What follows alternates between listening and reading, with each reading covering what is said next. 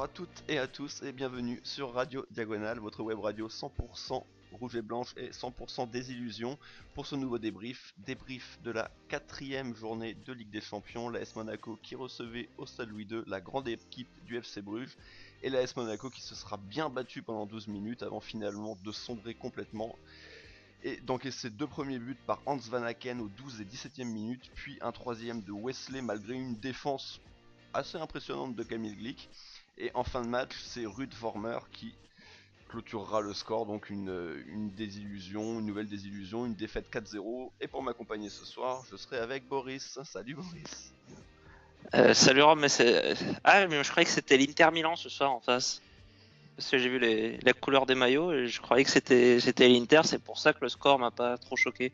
Non, c'est pas faux, c'est pas faux. Et puis, mais non, malheureusement, il s'agissait bien du D'accord. FC Bruges et de son armada de joueurs Ouais. internationaux. C'est Petro Frites, comme dirait Daniel Riolo. C'est ça, en tout cas, voilà. Merci de nous avoir écoutés. Prochain débrief, ça sera dimanche. D'ici là, portez-vous bien et Dagemunegu. Voilà, c'est comme ça que on aimerait tous en fait que l'émission se termine. On n'a pas spécialement envie de parler de cette nouvelle désillusion, mais bon, on va quand même faire le taf, on va quand même en parler un petit peu. Et donc justement, Boris, qu'est-ce que tu as envie de retenir rapidement de cette rencontre en fait et de cette performance abyssale? Bah, qu'on continue à creuser, qu'on trouve comment dire, des trésors de désillusion à chaque match, où on se dit que ça peut pas forcément être pire, que la fois d'après ça sera un peu mieux. Là, on pouvait éventuellement se dire bon, contexte un peu différent, Coupe d'Europe, on va se remobiliser, peut-être une dernière chance d'accrocher la Coupe d'Europe, en tout cas la C3 pour le printemps prochain, face à une équipe face à laquelle on s'en était pas trop mal sorti. Et en fait, bah on fait peut-être, je sais pas, il faudrait y réfléchir, à se poser 5 minutes. Peut-être le pire match européen de l'histoire du club, je sais pas, il faudrait regarder. Bah ouais, faudrait voir. L'année dernière, déjà, on s'était quand même posé la question à une ou deux reprises face à Porto et peut-être encore plus face à Leipzig, où c'était un match en Ouais. plus où il y avait Et encore vraiment un intérêt potentiel pour une qualification. On avait encore notre destin entre nos mains et on avait pareil explosé très rapidement. On avait été mené pareil très très rapidement 3-0 de mémoire. Donc ça ressemble un petit peu. Après, on peut peut-être considérer que Leipzig était légèrement supérieur à Bruges. ouais, c'est ça. Quoique, bon, ça se discute, hein, mais en tout cas, oui, ça fait clairement partie des pires performances qu'on ait vues depuis que moi je regarde, donc depuis une bonne vingtaine d'années. En tout cas, oui, c'est sûr que je crois que j'avais jamais vu ça. Et c'est marrant parce que cette semaine, il y a eu beaucoup de posts sur 2004 et sur le 8-3, parce que c'était plus ou moins C'est vrai que j'ai l'anniversaire. pas fait le lien. C'était l'anniversaire de ça. Ah, bah, 14 ans après, 15 ans après, puisque du coup 15. c'était. Oui, oui, oui, c'est ça, parce que c'était en 2003 du coup. Ouais. Euh, voilà, il s'en est passé. Il y a eu des très mauvaises périodes. Il n'y a pas eu tant de Ligue des Champions que ça non plus, hein, en 15 ans. Mais là, c'est vrai que ça en fait deux de suite quand même où on touche le fond. On pensait d'ailleurs avoir touché le fond l'année dernière avec 2 points. Là, vu les deux rencontres qui nous restent à jouer, vu ce qu'on propose, vu les deux adversaires qu'on va jouer, qui eux vont se tirer la bourre pour la première place, Ouais. je pense Ouais, qu'on bah ça peut, sera pire, ouais. ouais, je pense qu'on peut finir à un point. Alors heureusement, il y a Marseille, je sais plus en quel c'était, il y a 5-6 ans, non, qui avait fait zéro, Ouais, mais ils étaient dans une poule un peu plus avec un autre compliquée, hein. groupe, mais Ouais, c'était ouais, Arsenal, on le Dortmund, dira. Naples, Ouais, y a pas besoin d'insister là-dessus. voilà. C'était ouais Arsenal, Dortmund, Naples. Je crois que c'était ça, mais Ouais. bon, voilà. De toute façon, un point, voilà, il n'y a pas de quoi non plus fanfaronner par rapport à leurs 0 points. C'est exactement du même niveau. Mais On va. c'est vrai que Oui. ce qui est bluffant, c'est enfin t'as l'impression qu'avec les Russes, enfin c'est pas forcément le soir pour faire ce débrief, mais on aura vécu peut-être une des plus belles et peut-être la plus belle saison de l'histoire du club, et en même temps on touche des profondeurs qu'on avait pratiquement jamais touché dans notre histoire. Donc c'est assez impressionnant de voir cet écart-là. Alors mine de rien, c'est eux qui nous ont sorti de la Ligue 2, qui était quand même On Ouais. peut considérer le point le plus bas qu'on avait touché, mais voilà, finalement, on s'en rapproche aussi aujourd'hui. Donc ce yo-yo là est quand même assez inattendu, même si on était plusieurs à être pessimistes sur la saison, mais pas à ce point-là. Et voilà, Bah, moi, que dire de plus? non, mais pour le coup, ça peut être intéressant un peu de parler de ça, comme ça on va éviter de parler du match un petit peu. C'était déjà la technique qu'on avait fait au match aller avec Adrien, donc très bien. Non, je suis assez d'accord sur le côté, c'est peut-être enfin, la saison n'est pas finie, mais en tout cas, ça ressemble en tout cas à une de nos pires saisons. Mais ce qui la différencie, par exemple, de la saison où on est descendu en Ligue 2, c'est que ça faisait déjà plusieurs années quand même que c'était pas top Hmm. à cette époque-là. Je veux dire, Ouais, c'est ça. ça s'est pas fait d'un coup d'un seul. On le sentait venir. Il y avait déjà eu 1 ou 2 années où on s'était sauvé un peu sur la fin, où c'était un peu tendu, bon, où on n'était pas européen. Là, le truc, c'est que on passe quasiment du tout au tout, et que du coup, comme on est mauvais, et qu'en plus on est en Coupe d'Europe, et ben en Coupe d'Europe, ça se voit encore plus. Parce que tu prends l'équipe de Monaco qui est descendue début des années 2000, tu la mets en Ligue des Champions, ça aurait été pareil, voire pire. Donc, mais le truc, c'est que ça s'était fait sur 4-5 saisons. Là, Hmm. bah, en l'espace Ouais, puis de 2 mois, en fait, enfin d'1 an, et malgré tout, la saison dernière avait eu. La Ligue des Champions est évidemment à mettre à part, mais la saison de Ligue 1 avait été quand même plutôt bonne. Il y avait une finale de Coupe nationale. Il y avait eu. La saison restait correcte. Là, il n'y a rien. Il reste plus que les 2 coupes nationales. Mais bon, voilà.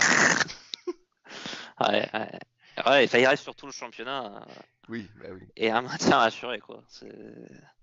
Aujourd'hui, c'est quasiment. Et c'était là, peut-être. Enfin, c'était même très probablement le dernier match compétitif de Coupe d'Europe avant, au mieux, septembre 2020. Parce que, À moins qu'on sauf gagne une coupe. miracle exceptionnel, l'an prochain, il n'y en aura pas. Les deux de cette année, c'est même plus la peine de les compter. C'est juste, bah, ça va être juste être 2 valises de plus. Donc, la Coupe d'Europe, on va faire un petit tour dehors pour un petit moment, quoi. Ah, mais là, c'est même plus des valises, hein. Là, on prend des palettes, hein. Là, c'est terrible, quoi. Moi, Ouais. Bah, je suis. 4-0 à domicile contre Bruges. Est-ce que tu te souviens de ma conclusion prophétique à la fin du Trophée des Champions où j'avais dit vivement que cette saison se termine? C'est vrai? Bah, ça avait donné le temps. Mais honnêtement, même moi qui suis d'un pessimisme assez habituel, pas à ce point-là, je pensais pas. Oui, non, c'est Moi, j'ai clair. longtemps été sur la thèse du recrutement raté, mais si c'était que ça, on n'en serait pas là aujourd'hui. On ferait plus ou moins la même saison que l'an dernier, un peu moins bien peut-être, mais Oui, t'étais sur là, la on voit thèse que du le problème est que, recrutement et tu nous voyais bien quatrième, quoi. ouais, voilà, moi je partais sur du 4-5 s'il y avait éventuellement une surprise comme un Lille à Montpellier qu'on a actuellement, mais j'aurais jamais imaginé à ce point-là. Oui, et puis c'est surtout que, justement, pour parler un petit peu de la L1, c'est qu'il y a encore limite plus de regrets à avoir. Bon, Paris, là, bon, 12 journées, 36 points, on n'est pas invité. Mais c'est surtout que derrière, Ouais. les deux gros qui étaient censés être gros, c'est très mauvais aussi. Lyon, c'est un coup ça va, puis un coup ça va pas. Marseille, bah là, ça va plus du tout. Donc même en faisant un début de saison, ne serait-ce que moyen, on serait toujours dans le coup. Alors on serait un petit peu Hmm. devancé par Lille et par Montpellier, mais pour le coup, eux, on peut se demander si ça va tenir.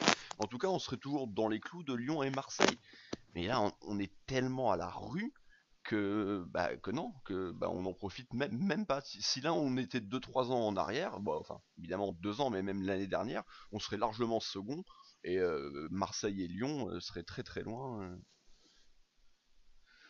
Seraient très très loin de nous, mais le problème c'est qu'on n'en profite même pas, quoi. Donc voilà, on va devoir se battre comme tu dis pour le maintien et voilà, prochaine rencontre, ça sera dimanche, ça sera Paris Hmm. et ça fait peur. 0 point. Ouais. Ça fait très peur, ça fait très très Voilà, peur. c'est honnêtement marrant. Je sais pas depuis quand on n'a pas attendu un match avec autant d'anxiété, quoi, parce que, enfin, même l'an dernier, le match au parc, où on avait pris cher, on était quand même pas tout à fait sur cette dynamique-là. Là, honnêtement, Mm. je crois qu'on signerait presque pour un 2 ou 3-0, quoi, pour limiter les dégâts. Ouais, c'est clair.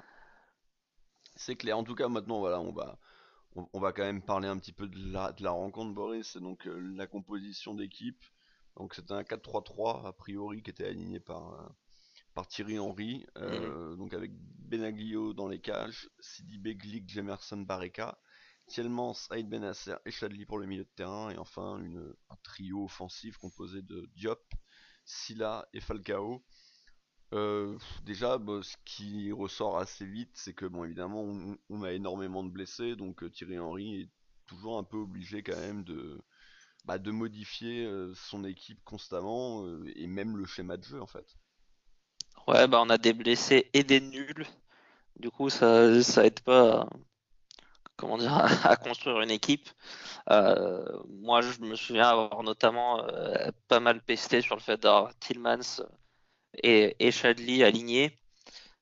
Sauf que bah, quand tu regardes le banc de touche, tu te dis, ouais, qu'est-ce qu'il aurait pu mettre d'autre, quoi, parce que bah voilà, il a pas non plus énormément de solutions. Bah, il n'y avait pas On Aoulou. récupérait ouais, on récupère un Falcao titulaire, quoi, mais Ouais. ce qui donne un peu d'espoir à ce moment-là, parce que tu dis que lui est quand même, quand il arrive à être apte, arrive de temps en temps à mettre des buts, mais à côté de ça, l'équipe, elle fait clairement pas rêver sur le papier. Après, tu te dis que pour un match contre Bruges, ça peut peut-être suffire à faire le match. Euh, voilà, j'étais pas forcément pas satisfait de la compo. En même temps, pas forcément grand-chose à reprocher non plus, quoi. Je sais pas ce que j'aurais fait de différent. Ouais, non, c'est clair, c'est compliqué quand tu vois l'infirmerie et même le banc. Il y avait le retour de Grand Cyr, il y avait Henrich aussi sur le banc, mais Ouais, Enrich, à la limite, ça serait le joueur que je comprends pas trop pourquoi il est pas dans le 11. Parce que même sans le trouver exceptionnel, je le trouve meilleur que les deux autres latéraux. Bon, après, voilà, plus un point de détail qu'autre chose, quoi. peut-être Grand Cyr aussi devant, qui revenait, mais bon, à la Ouais, place de. Ah, mais oui, non, mais en même temps, voilà, ouais, ouais, ouais. c'est ce qu'on se dit, C'est, c'est ce qu'on se dit depuis un moment, c'est que on a beau changer les joueurs, de toute façon, tu changes un as par un as, tu vois, mm, c'est compliqué. Celui qui nous manque devant, c'est Ronny Lopez. ouais, Et ensuite, bon, bah, t'as l'homme, enfin, t'as les deux même, t'as les deux hommes de verre là, mais qui sont constamment blessés, le, ouais. le jeune et le vieux. Mais Disons qu'autant Ronny Lopez, tu peux espérer que sa blessure, même si elle dure beaucoup trop, se limitera comment dire, à un one shot et que voilà, il y aura pas de rechute. C'est un joueur qui a été quand même assez solide jusqu'à maintenant. oui, Autant Jovetic et Pellegrini, oui, tu peux te plaindre de leurs absences, mais ils sont tout le temps blessés, donc à un moment donné, c'est plus de la malchance ou quoi que ce soit, c'est que tu peux pas compter sur eux sur le long terme. Et il faut s'estimer heureux déjà quand on a un des trois entre Falcao, Jovetic et Pellegrini, au moins un des trois aptes, c'est déjà bien, quoi. Ce qui était même pas le cas récemment. Mais effectivement, au moins Ronny Lopez, Golovin, c'était un peu embêtant aussi, même si bah, ses dernières prestations, elles sont pas bonnes non plus. Et voilà, même si on a beaucoup d'absents, est-ce que vraiment on espère quelque chose du retour, je sais pas, de Subasic, de Raji, de Pelé, de Aoulou, voilà, et peut-être éventuellement Endoram sur lequel on peut se dire qu'on a envie de le revoir en défense centrale. Mais voilà, ça va pas chercher beaucoup plus loin. Endoram, Lopez, et éventuellement Golovin, voilà les retours qu'on peut espérer à plus ou moins court terme. Euh, bah Chadli aussi, ça serait bien qu'il arrive. Ouais, c'est vrai que C'est pas, on sait pas. on l'a toujours pas vu jouer une seule minute cette saison, donc c'est un peu dommage quand même, vu C'est voilà, c'est quand même l'investissement consenti. titulaire Quand même un, dans ouais, l'équipe qui a fini troisième au mondial, donc on a hâte de le ouais, voir quoi. qui est championne du monde de la possession. Du monde. Euh, Ah non, juste derrière l'Espagne, mais oui, sinon oui. ah ouais, c'est vrai. Mais ouais, non, enfin bon. C'est vrai que même si on regarde au final ce qui nous manque, à l'exception de Ronny Lopez, les autres on les a vus et c'était pas beaucoup mieux. Ronny Lopez, c'est vrai qu'on l'a tellement peu vu que bon. Enfin, cette saison, hein, je parle que Ouais, ouais. on peut espérer que lui va apporter quelque chose. Ouais. Techniquement et même peut-être un peu mentalement, parce que c'est un joueur qui a l'habitude de rien lâcher, d'être très combatif. Après, est-ce que de là à entraîner l'équipe derrière lui, je suis pas non plus complètement convaincu de ça. Disons que, enfin, un Moussa Sylla est un peu dans ce genre-là aussi, avec une qualité encore moindre. Bon, je suis pas sûr que Ronnie Lopez ait des grandes qualités de leader non plus, mais bon, c'est sûr qu'on on est à un stade où on se raccroche à n'importe quelle bouffée d'espoir, quoi. Donc, Ouais, et puis c'est surtout qu'on parle pas du retour d'un joueur qui peut nous permettre de nous transfigurer en Ligue des Champions ou de battre Paris ou non, mais au non, moins non, d'un joueur qui va peut-être nous rapporter 3-4 victoires quand il ouais. va Des revenir. matchs comme Voilà, qui nous auraient peut-être permis de gagner un match comme Dijon exactement. ou de ramener quelque chose de Strasbourg ou de Reims, quoi. Et du coup d'avoir Parce qu'on en est là. 5-6 points de plus au championnat et d'être toujours évidemment dans la zone rouge, mais d'y être un petit peu moins. Mm. D'y être un petit peu moins. Bon, on va maintenant passer à la rencontre et justement ouais, c'est ce qu'on disait, l'AS Monaco qui, mais pour le coup c'était assez habituel depuis le début de saison en Europe, qui va faire une entame de match, et plus précisément 10 minutes, plutôt correct et puis ça va même se terminer par cette énorme occasion de Sofane Diop. Ouais, bah c'est vrai qu'on s'est fait la remarque. Alors on se l'est fait peut-être un peu tôt parce que mais mine de rien, 12 minutes, c'est quand même pas grand-chose dans un match, mais un début de match où effectivement on est vraiment bien en place, on a le ballon, on arrive à se créer des situations. Dont alors la meilleure effectivement celle que tu mentionnes de Sofiane Diop qui doit clairement faire beaucoup mieux.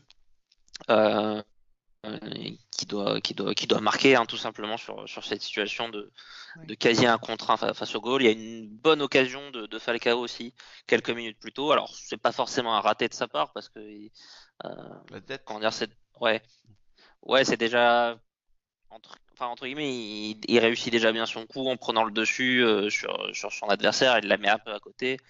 Euh, bon, peut-être que il y a quelques années, il l'aurait mise dedans, mais on se procure quand même deux belles occasions sur cette période-là et on n'est pas inquiété, on a le ballon. Bruges voit pas vraiment le jour, donc effectivement, on part sur de bonnes bases. Euh, et là, effectivement, moi, à ce moment-là, la réflexion que je me fais, c'est que bah, on a une équipe quand même qui arrive à mieux rentrer dans ces matchs, bizarrement, ou en Coupe d'Europe. Oui, c'est vrai. Malheureusement, premier accro, ça va pas tarder. Bah oui, voilà, Et comme justement. d'habitude, le premier accro, il est fatal. Le premier accro va pas tarder puisque c'est dès la 12e minute de jeu où sur une triple, une quadruple erreur défensive, Bruges va ouvrir le score par Van Aken laissé complètement seul dans les 6 mètres, il a plus vraiment qu'à ajuster Mm. Benaglio. Alors sur le but, il y a une première erreur de Jemerson qui laisse centrer un peu facilement, ensuite de Glick se gêne avec... c'est avec qui? Avec Sidibé? C'est Benacer, je Avec, crois. avec Aïd Benasser. Enfin bon, il n'y a rien qui va, et l'attaquant arrive lancé, Mm. il est dans les 6 mètres. Et c'est Sidibé qui est à la base, on va dire, au marquage de Van Aken, mais Oui, en j'ai même plus. du mal à l'incriminer dans le sens où, enfin, le ballon, il doit jamais arriver jusque-là, tout simplement, quoi. Et à partir de là, bah, c'est une mort lente et douloureuse jusqu'à la mi-temps. Mm. Alors déjà, il va y avoir un premier fait de jeu, c'est cette main de Barreca que certains pourront juger sévère, que moi je trouve logique. Mais moi, c'est ma façon de voir les mains dans la surface. On n'a pas forcément tous les mêmes, mais moi j'aime bien quand c'est arbitré comme ça. Je trouve ça bien parce que pour moi c'est un geste qui est non maîtrisé. T'as pas à faire ce qu'il fait. Donc c'est non maîtrisé, un peu comme quand Grand Cyr, là, évidemment c'est pas le même genre d'action, mais quand Grand Cyr avait pris son carton rouge, c'était une non maîtrise. Alors là, c'était Mm. sur un geste dangereux. Là évidemment Ouais, voilà, on c'est un parle peu la pas du tout de différence. quelque chose de dangereux. Malgré tout, on parle d'une non maîtrise de son corps, de l'élément, du ballon dans l'espace. Donc moi ça me choque pas que l'arbitre Mm. siffle le penalty. Le penalty est transformé. Et puis je vais te laisser parler du troisième but, Boris, parce qu'il t'a beaucoup plu celui-là. Ouais, alors autant les deux premiers sont déjà pas très beaux et, et assez frustrants dans le sens où, enfin, t'as l'impression que Bruges a même pas eu besoin d'accélérer pour trouver le chemin défilé, tout simplement en faisant deux passes trouver le chemin défilé. Mais alors le troisième, on est vraiment, je trouve, enfin c'est quelque chose, enfin on voit rarement ça, j'ai l'impression au très haut niveau quoi. Ce qui se passe sur cette action, avec un joueur complètement esselé, excentré côté gauche, pas attaqué, qui repique dans l'axe, qui fixe tranquillement, un défenseur qui arrive jamais à s'approcher à moins d'1 mètre et qui enroule sa frappe. Un Glick sur l'action, c'est tragicomique quoi ce qui se passe. Autant ça, enfin c'est un mec que j'aime beaucoup pour ce qu'il a fait déjà chez nous, pour sa polonité on va dire qui est chère à mon cœur. Mais alors là franchement c'est la façon de défendre sur ce but-là, elle est absolument catastrophique. De A à Z, il lui laisse déjà beaucoup trop d'espace. Alors la façon dont il se fait éliminer à la fin, Mm. en étant à deux doigts de tomber, comme s'il avait pris un terrible crossover, alors que le mec a juste fait un crochet assez banal finalement. Bon, derrière la frappe est très belle hein, Oui. de Wesley, mais ce but-là, franchement, je sais pas, on voit jamais ça en Ligue des Champions, même dans les mauvaises équipes, de prendre des buts comme ça. Là, j'étais vraiment sidéré. En effet, c'était sidérant. Et donc on joue la 24e minute. Et bon, bah voilà, les carottes sont cuites, hein. On sait que, évidemment, c'est terminé. Que ça nous rappelle tristement le match de Leipzig la saison dernière. Ouais, Qui reste 1 heure à sans jouer et que ça être. va être long. T'as l'impression de pas avoir. Enfin, c'est pas Bruges qui t'a mis la tête sous l'eau, qui a mis un gros pressing. T'as l'impression juste que dès qu'il s'approche du but, d'une façon ou d'une autre, ça finit par rentrer, quoi. Que je sais pas, on a la poisse, Mais on a l'an la dernier, guigne, on a. mais Leipzig, ça ressemblait, tu te rappelles pas Ouais, mais de t'as raison, l'ouverture hein, de c'est vrai. Jemerson qui marque contre son camp, derrière une passe en retrait pour l'attaquant. Sur C'était. l'ensemble du match, t'as l'impression qu'il a suffi de mettre un peu le ballon dans la zone, et d'une manière ou d'une autre, ça allait retomber dans le but, quoi. Bah, de toute façon, ouais, c'est ce qu'on voit assez rapidement dans les stats. Je suis pas spécialement fan des statistiques, mais c'est vrai que là, on se rend compte qu'ils ont 35% de possession. Alors peut-être qu'à la mi-temps, ils étaient un peu mieux. C'est vrai que la deuxième mi-temps, ils ont clairement laissé les choses se faire. Mais malgré tout, ils ont que 35% de possession. Ils font quasiment 2 fois moins de passes que nous avec 350. On en fait plus de 600, quasiment 650. Et ils ont 6 tirs cadrés, donc autant que nous. La Mm. différence, c'est que eux, quand même, faut quand même reconnaître que leur gardien a été décisif à 2-3 reprises en première mi-temps, bah, sur Diop une première fois, sur Thielmans également. Mm. Mais c'est vrai que cette sensation toujours un peu de sur les premières occasions, nos adversaires marquent et derrière nous, on explose complètement dans la tête et nos joueurs n'y sont plus et on voit aucune rébellion et les joueurs n'ont plus grand chose à faire. Donc c'est surtout Ouais, ça, moi, ouais, qui me bah, dérange. non, mais c'est clair, c'est que t'as l'impression que mentalement, il y a aucune révolte, il y a aucun caractère, aucun leader dans cette équipe. Tu vois personne essayer de remobiliser les troupes, tu vois personne, ne serait-ce qu'essayer de faire semblant. Alors, ils ont remis un peu le pied un peu plus tard, finalement, j'ai l'impression que le temps de se remettre de ce chaos qu'ils ont pris pendant cette 10-15 de minutes-là. Mais même à Thierry Henry, en fait, t'as l'impression qu'il est complètement séché, complètement KO debout. Aucun levier, aucune clé pour dire quoi que ce soit sur le banc, essayer de remobiliser les troupes. Il voyait bien qu'il y avait, il y avait rien à faire de ce côté-là. Donc, c'est sûr que quand t'es là, c'est déprimant, quoi. Tu sais pas à quoi te raccrocher à ce moment-là. Et voilà, t'es presque à attendre que le temps passe. Tu vois même pas comment tu peux marquer. Donc, Oui, et puis quand tu regardes le banc de touche, voilà, on en parlait en préambule sur la composition, mais c'est pareil, il y a rien qui te fait dire. Alors évidemment, gagner le match, on est déjà évidemment beaucoup trop. C'est déjà beaucoup trop tard, mais ne serait-ce que peut-être revenir au score, ne marquer un but, voire deux, t'y crois absolument pas. Moi, voilà, encore une fois, je regarde les rencontres en étant détaché. Alors je les regarde parce que c'est Monaco, que ça fait 25 ans que je supporte cette équipe et que ça me fait chier de les voir comme ça. Mais d'un autre côté, là maintenant, je suis abattu quoi. Et je vibre même plus de manière négative. Euh, voilà, l'année dernière quand on prend la branlée au parc, bon, à partir du cinquième but, ça ça T'y t'énerve croyais plus. plus à partir du 5e but? Non, mais ça t'énerve plus, c'est ça que je veux dire. Mais là, ce soir, dès le premier but, je suis même pas énervé. Je te dis, j'étais vraiment devant mon écran, je vois le centre qui passe, un, deux, trois joueurs, bim, voilà, but. Et je fais, bon, bah voilà. Ouais. Sur le Si, moi j'ai eu la penalty, naïveté d'encore jusqu'au premier sur le penalty, c'est pareil. ressentir un peu des choses. Je réagis même pas. Je vois l'arbitre parce qu'en plus, bon, du coup, moi, je suis pas RMC, donc je suis sur des chaînes anglaises en streaming. Et je vois l'arbitre qui monte le point de penalty et tu vois, à aucun, tu vois, j'ai même pas envie d'être de mauvaise foi, tu vois, et dire mais non, il y a pas penalty, non, non, non, là Là, c'est grave là. Si t'as même pas envie d'être de mauvaise foi, mais ouais, c'est nul. c'est que t'es atteint. Quand t'es supporter, putain, il faut au moins être de mauvaise foi, tu vois, il faut que même si t'as pris une trempe à la fin du match, tu puisses dire ah, on méritait, tu vois, il faut faire une Rudy Garcia, tu vois, mais même pas. Ouais. Là, il y a même pas ça. T'as, li- t'as limite envie même qu'ils en prennent plus, quoi, parce que c'est insupportable de les voir comme ça, de les voir pas se battre.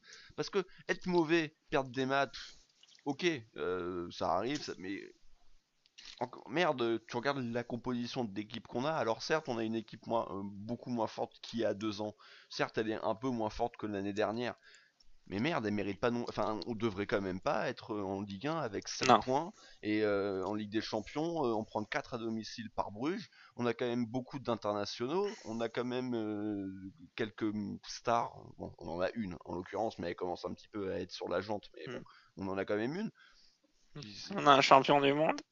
On a, on a un champion du monde. Ouais, merde. Ouais, Marseille, ils en ont 3. C'est pas beaucoup mieux, tiens. Mais Ouais. en même temps, quand t'as des champions du monde mais qu'ils ont pas joué, est-ce qu'ils sont vraiment champions du monde? Ça, c'est un autre débat. Mais enfin voilà, merde, l'équipe, c'est plus ou moins la défense qu'on avait quand on était champion de France. Alors il y avait Mendy, ok, mais bon, Mendy, c'est pas lui qui en plus défensivement était bon. Donc Ouais. je sais pas.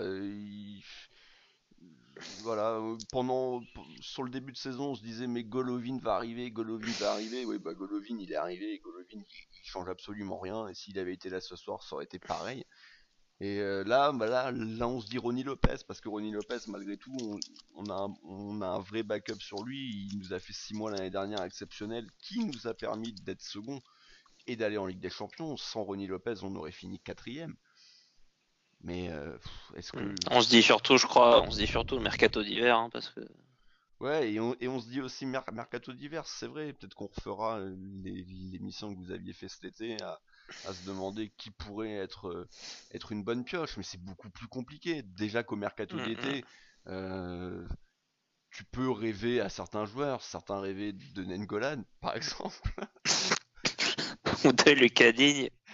ah oui, non, voilà, déjà c'était des rêves beaucoup plus Ouais. tranquilles. Non mais tu peux te dire certains joueurs, je sais plus, il y avait des Lozano, il y avait des en Mukiele, mais c'était avant qu'il parte à Leipzig. Bon, au final, il est parti mais là, au mercato d'hiver, de toute façon, on le sait très bien que c'est très compliqué d'avoir des bonnes pioches. Globalement, sur les dernières saisons, la seule qu'on a eue réellement, c'est Berbatov. Ouais. Mais Depuis qu'on est remonté, ouais, je pense que là, il nous en faut plus qu'une, quoi, de bonnes pioches. Enfin, des bonnes on pioches. avait réussi à Ouais. choper un Abdenour, mais qui avait vraiment joué que 6 mois plus tard, on va dire. Oui, oui, c'est vrai qu'il Abdenour avait et joué. Wallace, qui étaient un peu dans ce cas-là, mais qui n'avaient pas trop contribué. Ou Jemerson, pas Wallace, Jemerson, mais qui avait pas du tout contribué sur la Non, mi-saison sur laquelle ils étaient arrivés, quoi. bah, comme Georges.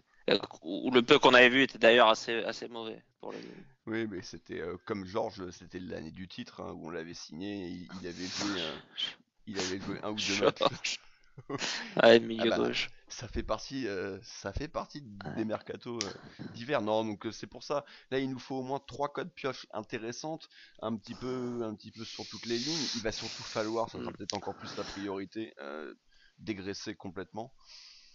Donc on Ah verra, ouais, hein, là. on verra. Mais Mais bon, franchement, n'importe qui, hein, il faut. Je crois que à part Ronny Lopez et deux trois joueurs, il faut tout ce qu'on peut bazarder, il faut le bazarder. Du Falcao, du Glick, du CDB, du Tillmans. On n'arrivera pas tous à les refourguer de toute façon, vu qu'à mon avis, là, leur marchand a bien baissé. Mais il faut essayer de refourguer tous ces mecs-là, tous ceux qu'on peut. De toute façon, elle est morte cette base-là. On peut plus compter dessus.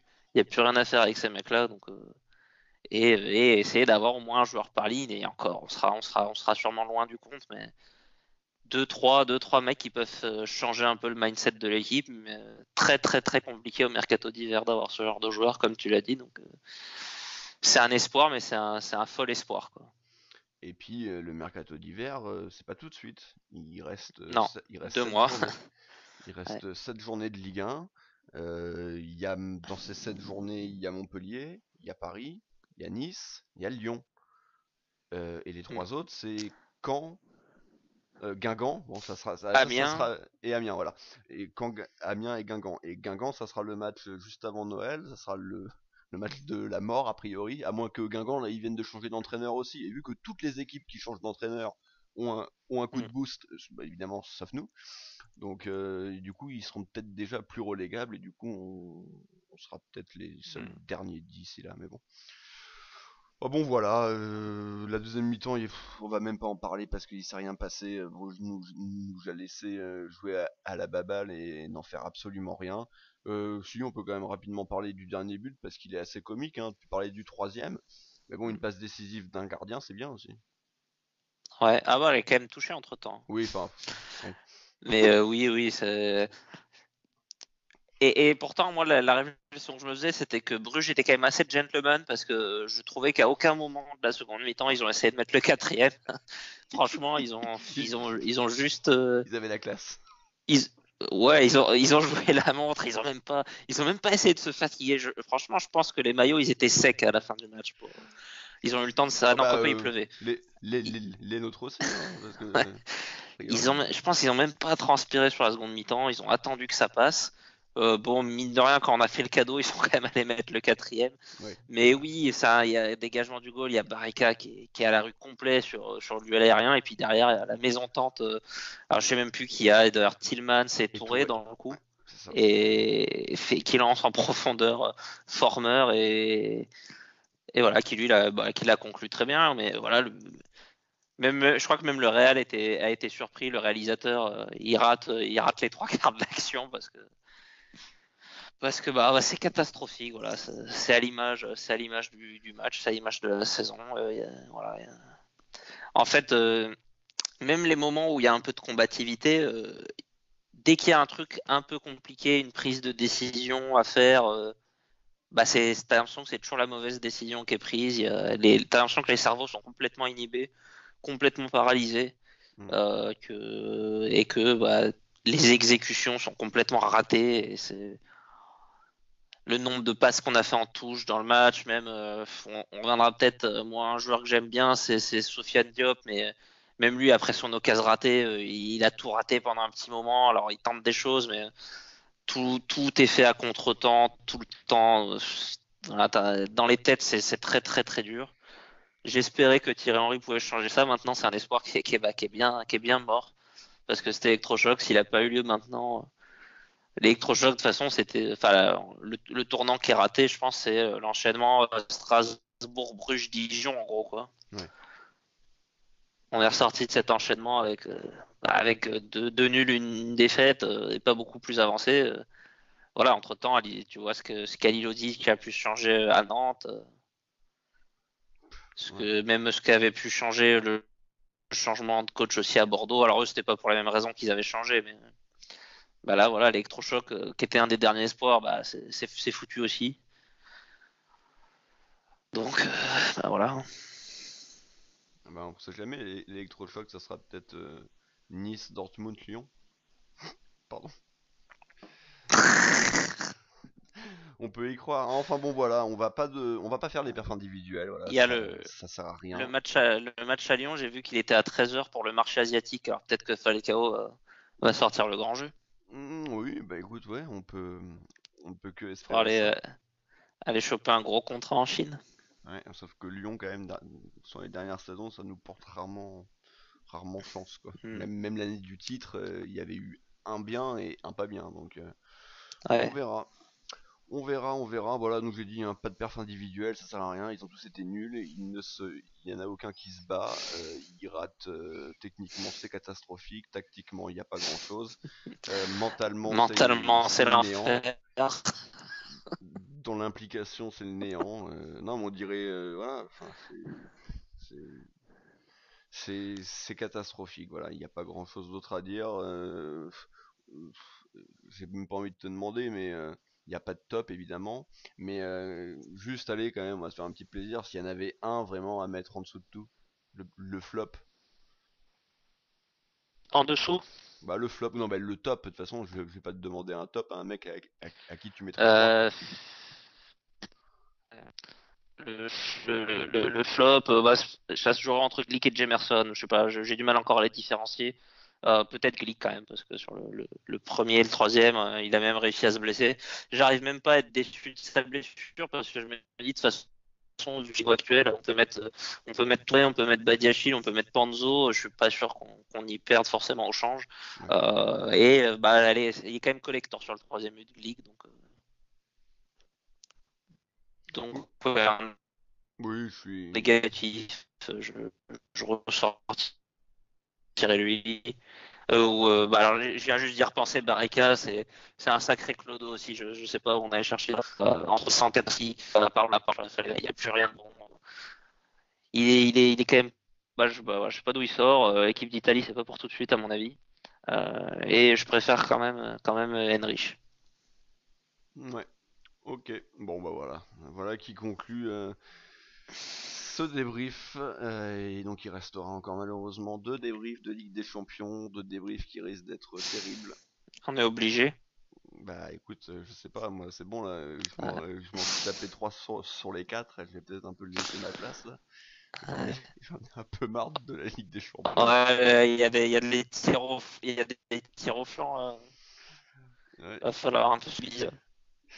En tout cas, la Ligue des Champions c'est une chose, mais heureusement en Ligue 1 ça va beaucoup mieux. Et donc justement ce week-end, dimanche soir, l'AS Monaco reçoit au Louis II Paris. Petite équipe En prime time. qui fait un début de saison correct avec 36 points sur 36. On a déjà tous hâte de voir notre défense face au trio. Attention à cette équipe, à mon avis, hein. Oui, apparemment il y a deux trois joueurs sympas. Tu sais quoi et je pense Ouais, qu'il je faut. sens qu'on va finir par se faire souiller par Mbappé. Oui, Il a pas encore marqué contre nous. l'année dernière il avait Il raté le nous a cadre souillé un cinq peu six dans le fois. jeu, mais Ouais, ouais. mais il avait été très maladroit devant le but au stade Louis II. Faudrait que je check un peu la cote du triplé de Mbappé ce week-end. Donc voilà. Donc ça sera l'occasion pour nous de vous présenter un nouveau débrief qui risque d'être assez salé. Après, ça sera une trêve internationale et le déplacement à Caen, Mm. voilà, qui Ouais. sera du On coup sait qu'on est le. toujours bon au retour des trêves internationales. En plus, on est bien, bah a priori, on aura deux trois mecs blessés de plus. Et puis Caen, Mais on a voilà, encore ça des sera. internationaux là. Ah bah oui, si si. Bah, je pense qu'il va rappeler Il y a Sidibé. des joueurs qui sont appelés en équipe nationale. Sidibé va être Ouais. appelé, Falcao, Golovin, Tielemans, ça si si, t'inquiète pas, hein. Ils vont quand même être. Chadli. Oui, mais en même temps, lui, vu qu'il joue pas pour l'instant, qu'il soit appelé ou pas, on s'en fout. Enfin, Pour pas rêver. on verra pas de Mais il différence en tout faudrait cas. quand même penser à prévenir faudrait penser à prévenir l'équipe qu'on n'est pas NBA là. Il n'y a pas de draft à la fin de l'année. Ça sert à rien de tanker. Oui.